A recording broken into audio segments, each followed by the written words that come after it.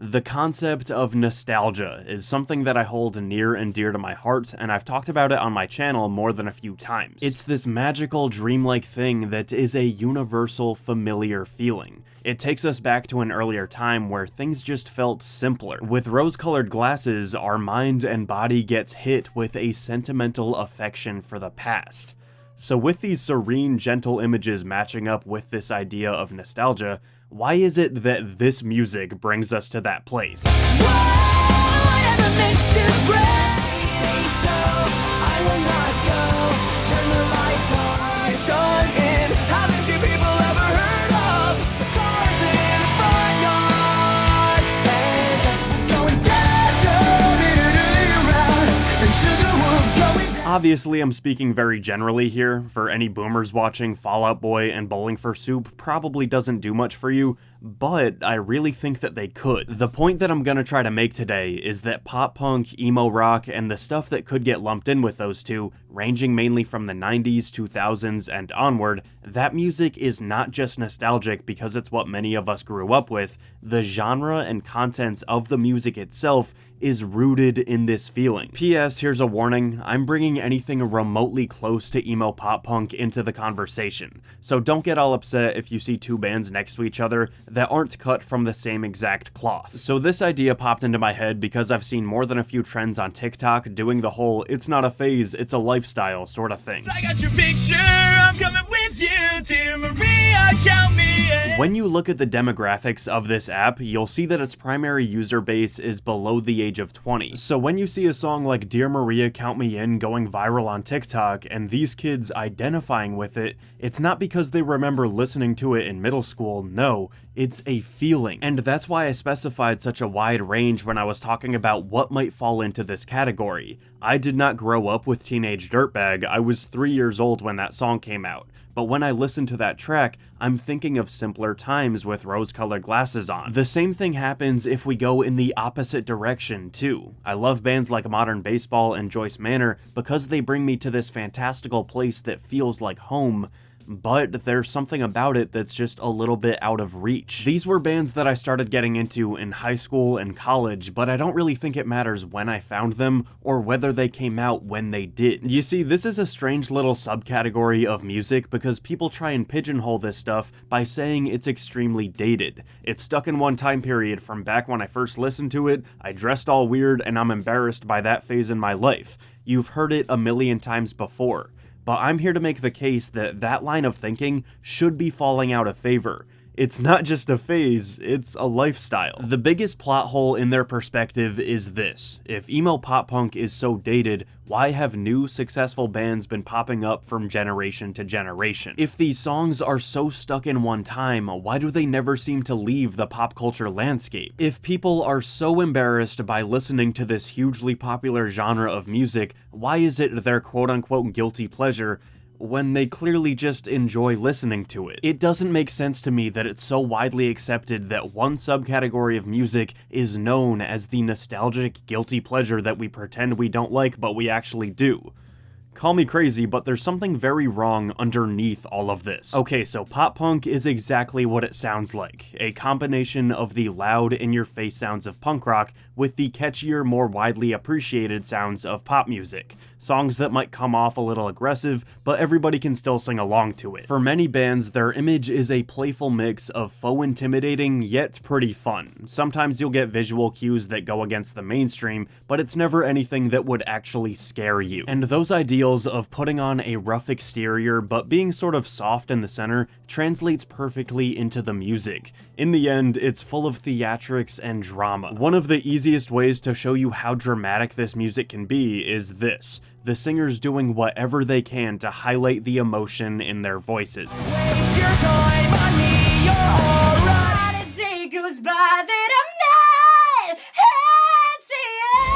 This is the way they love. If they do, oh, who cares? This is a stereotype in itself. The emo pop-punk style of singing is basically its own accent that everybody has their own impression of. It can be nasally, screechy, you can be screaming, howling, or anything in between. The point is that these singers are putting on a show. With every syllable, these vocalists need you to understand that these songs feel like life and death to them.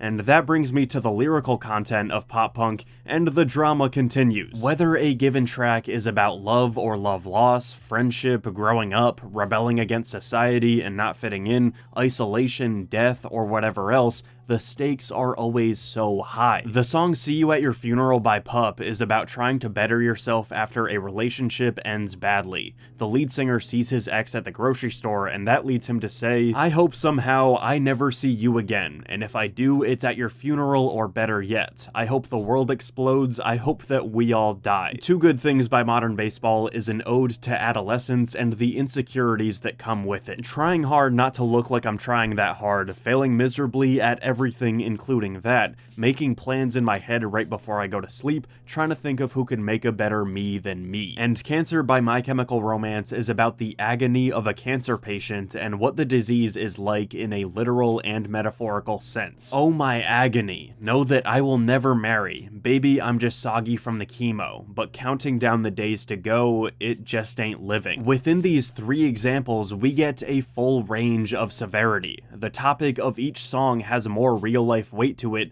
than the previous one. In the grand scheme of things, seeing your ex in the produce section is awkward, but that's nothing. Being a teenager with anxiety and constantly overthinking everything, yeah, that sucks, but it's not like you're dying. And then, okay, the last one is literally about dying. That's about as big as it gets. But when you go back and look at the lyrics in each song, every one of them makes it sound like they're talking about the apocalypse. Within this genre, that's the norm. These writers picking out moments and stories, whether significant or not, and using language that's constantly putting everything to a boiling point. These theatrics are the perfect vehicle for emotional releases that are super cathartic. And now's when I need to mention the emo elephant in the room. Sadness, anger, depression, anxiety, loneliness, all of these things go hand in hand with pop punk because for whatever reason, society deems these things to be inherently dramatic. Think of Edgar Allan Poe or a Shakespearean tragedy. Troubled writers going into great detail about sadness, and that's some of the most theatrical stuff ever. They walked so My Chemical Romance could run. But for real, question this for a second. Why is it that you can always find celebrated radio-friendly pop music about feeling on top of the world or having the greatest night of your life? Both very dramatic, emotional things.